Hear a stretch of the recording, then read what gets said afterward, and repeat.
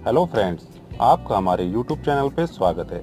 दोस्तों, खांसी और जुखाम जैसी बीमारी होने पर गले में कफ जमा हो जाता है। गले में जमे कफ को निकालने के लिए लोग अनेक उपाय करते हैं और दवाइयों का सहारा लेते हैं, लेकिन फ़ायदा नहीं मिलता।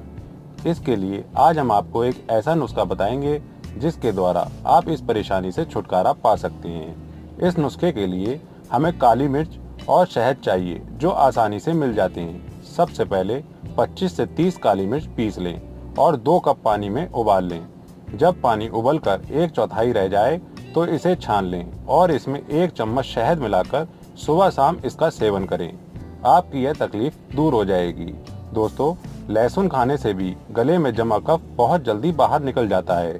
टीबी के रोगियों के लिए यह नुस्खा बहुत फायदेमंद है। अगर छोटे बच्चों को सर्दी जुकाम हो गई है और गले में कफ जमा हो गया है तो गाय के घी को बच्चे की छाती पर रगड़ने से कफ बाहर निकल जाता है। उम्मीद करते हैं दोस्तों, आपको हमारे द्वारा बताई गई यह जानकारी अच्छी लगी होगी। तो प्लीज़ हमारे इस वीडियो को लाइक और शेयर जरूर कर दें। हम फिर मिलते हैं दोस्तों एक नई जानकारी के साथ। धन्यवाद।